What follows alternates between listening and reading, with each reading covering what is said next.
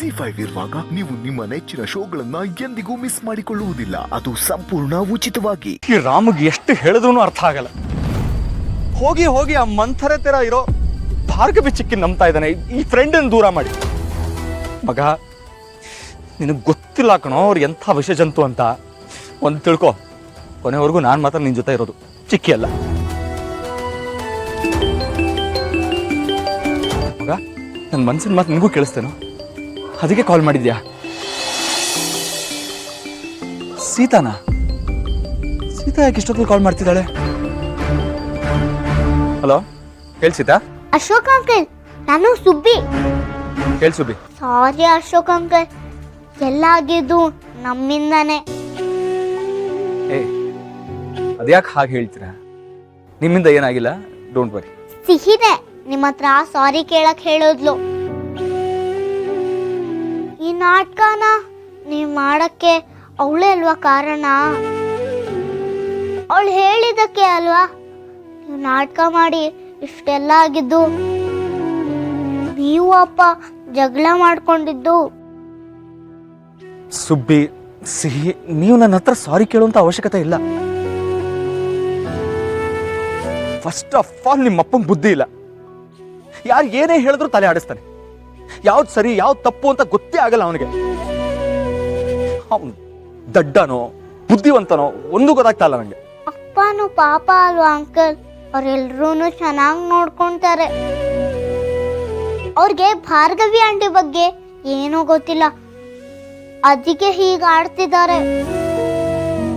ನೀನೊಬ್ಳು ಕಮ್ಮಿ ಇದ್ದೆ ಅವನ್ನ ವಹಿಸ್ಕೊಂಡು ಮಾತಾಡಕ್ಕೆ.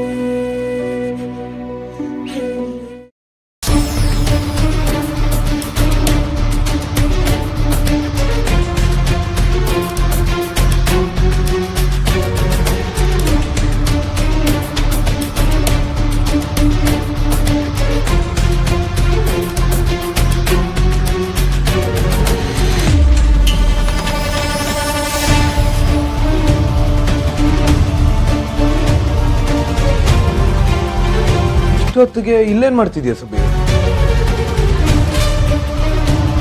ಅಪ್ಪ ಸುಮ್ಮನೆ ನಿಂತ್ಕೊಂಡಿದ್ದೆ, ನಿದ್ದೆ ಬರ್ತಿರ್ಲಿಲ್ಲ.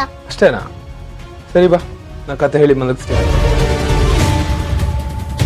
ಸುಬ್ಬಿ, ಏನದ್ ಕೈಯಲ್ಲಿ? ಏನ್ ಬಚ್ಚಿಟ್ಕೊಂಡಿರೋದು? ಏನಿಲ್ಲ. ಕೈ ಮುಂದೆ ಮಾಡು, ಎಲ್ಲಿ ತೋರ್ಸು ಏನದು ಅಂತ. ಎರಡು ಕೈ ತೋರ್ಸು.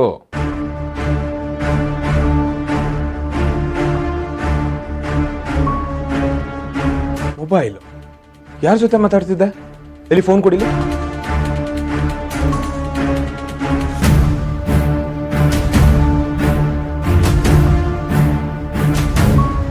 ಸೀತಮ್ಮಂಗೆ ಹೇಳ್ದೆ ಕೇಳ್ದೆ ಅವ್ರ ಫೋನ್ನ ತಗೊಬಂದಿದ್ದೆ. ಸೀತಮ್ಮಂಗೆ ಗೊತ್ತಾದ್ರೆ ಭಯ ಅಲ್ವಾ ನಿಂಗೆ?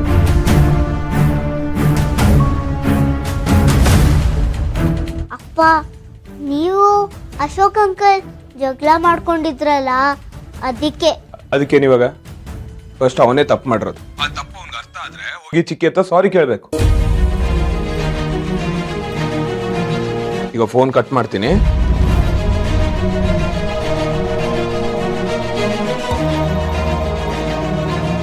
ಬಾಯ್ಲಿ, ನಿದ್ದೆ ಮಾಡೋ ಟೈಮ್ ಆಯ್ತು, ಬಾ.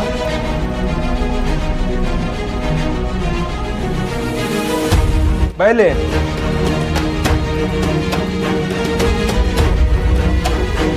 ಅಯ್ಯೋ, ನಮ್ಮ ಅಪ್ಪ ಯಾಕೆ ಹಿಂಗ ಆಡ್ತಾರೆ?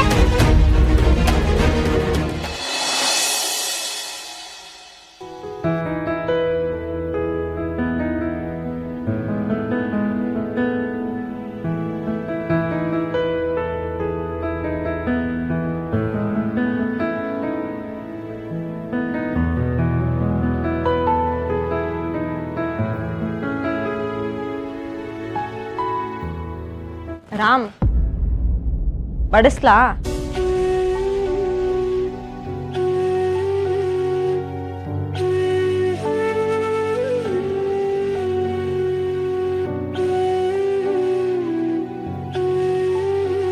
ರಾಮ್, ಏಯ್ ತಿನ್ನೋ. ಏನಮ್ಮ ಸೀತಾ, ಇವತ್ತು ಸೂರ್ಯ ಯಾವ ಕಡೆ ಹುಟ್ಟಿದಾನೆ ನೋಡಿದ್ಯಾ? ಇವತ್ತು ಸೂರ್ಯ ಹುಟ್ಟೇ ಇಲ್ಲ ತಾತ. ಯಾಕಂದ್ರೆ ಅಶೋಕ್ ಬಂದಿಲ್ವಲ್ಲ.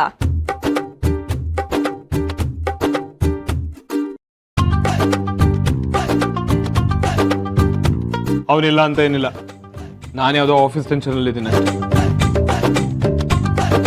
ಅವ್ನು ಬಂದಿಲ್ಲ ಅಂತ ನಾನು ಯಾಕೆ ಬೇಜಾರು ಮಾಡ್ಕೋಬೇಕು? ಓ, ನೀನು ಬೇಜಾರು ಮಾಡ್ಕೊಂಬಿಟ್ಟಿದೀಯಾ? ನೀನು ಬೇಜಾರಾಗಿರೋದು ನಮ್ಗೆ ಯಾರಿಗೂ ಗೊತ್ತೇ ಆಗ್ಲಿಲ್ಲಪ್ಪ.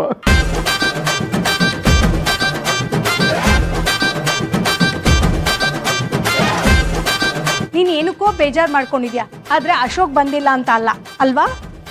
ನಾನು ರೇಗಿಸದೇ ಇದ್ರೆ ನಿಮ್ಗೆ ಯಾರಿಗೂ ಸುಮ್ಮನೆ ಇರೋದಕ್ಕೆ ಆಗದೇ ಇಲ್ಲ ಅದನ್ನ. ಈಗ ಅವನ ವಿಷಯ ಯಾಕೆ? ಎಲ್ಲರೂ ಸುಮ್ಮನೆ ತಿಂಡಿತೀನಿ. ಆಯ್ತಾಯ್ತು, ಮೊದಲು ನೀನು ತಿಂಡಿ ತಿನ್ನು. ಅಶೋಕನ್ ಮಿಸ್ ಮಾಡ್ಕೊಂಡಿದ್ದು ಸಾಕು. ಎಲ್ಲೋಗ್ತಾನೆ, ಬರ್ತಾನೆ ಅವನು. ಅವ್ರ ಮನೇಲಿ ಅವನನ್ನು ಕೂಡ ನಿನ್ನ ಹಾಗೆ ತಿಂಡಿ ತಿಂದೆ ಒದ್ದಾಡ್ತಾ ಇರ್ತಾನೆ. ಅದು ನಮಗೆ ಗೊತ್ತಿರೋದೇ ಅಲ್ವಾ? ಅವ್ನು ಬರಲ್ಲ. ಬರೋದಾಗಿದ್ರೆ ನಿನ್ನೆ ನಾನು ಹೇಳಿದ ಕೆಲಸನ ಮಾಡಬೇಕಾಗಿತ್ತು. ಚಿಕ್ಕಿಗೆ ಸಾರಿ ಕೇಳ್ತಿದ್ದ, ಕೊಬ್ಬು ಅವನಿಗೆ.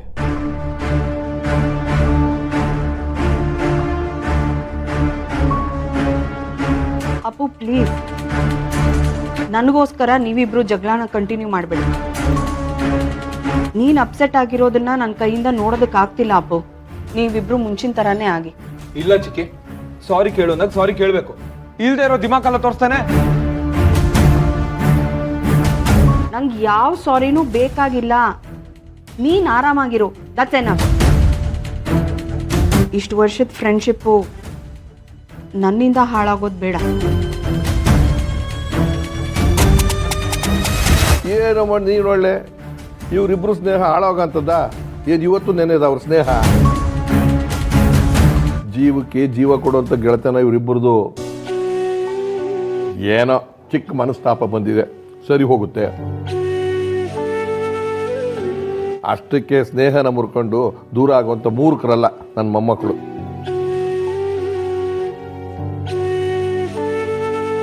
ಒಂದ್ಸತಿ ರಾಮನಿಗೂ ಹನುಮಂತನಿಗೂ ಯುದ್ಧ ಆಗುವಂಥ ಸಂದರ್ಭ ಬಂತು. ಆದರೆ ಹನುಮಂತ ಅವನ ದೇವರಾದ ರಾಮನ ಮೇಲೆ ಹೆಂಗೆ ಕೈ ಮಾಡ್ತಾನೆ? ಅವನು ರಾಮ ರಾಮ ರಾಮ ಅಂತ ಜಪಿಸ್ತಾ ಕೂತು ಬಿಡ್ತಾನೆ. ರಾಮ ಹನುಮಂತನಿಗೆ ಬಾಣ ಬಿಡ್ತಾನೆ, ಆದ್ರೆ ಒಂದು ಬಾಣನ ಅವನು ಎದೆ ಹೋಗೋದಿಲ್ಲ. ಯಾಕೆ ಅಂದರೆ ಅವನ ಎದೆ ಒಳಗಡೆ ಶ್ರೀರಾಮಚಂದ್ರ ಇರ್ತಾನೆ. ರಾಮ ಬಿಟ್ಟು ಬಾಣ ಅವನನ್ನು ಕೊಲ್ಲೋದಕ್ಕೆ ಸಾಧ್ಯನಾ ಹೇಳು? ಹನುಮನ ಭಕ್ತಿ ನೋಡಿ ರಾಮ ಯುದ್ಧ ನಿಲ್ಲಿಸ್ಬಿಡ್ತಾನೆ. ಇವರಿಬ್ಬರದು ಹಾಗೇನೆ. ಇವ್ರ ಮನಸ್ಸಿನಲ್ಲಿ ಇದೆಯಲ್ಲ ಪ್ರೀತಿ, ವಿಶ್ವಾಸ, ಸ್ನೇಹ, ಗೆಳತನ, ಅದರ ಮುಂದೆ ಈ ಮನಸ್ತಾಪ ಅನ್ನೋ ಬಾಣ ಬಿದ್ದೋಗ್ಬಿಡುತ್ತೆ. ನೀವ್ಯಾರು ಯೋಚನೆ ಮಾಡಬೇಕಾಗಿಲ್ಲ, ಚಿಂತೆ ಮಾಡಬೇಕಾಗಿಲ್ಲ.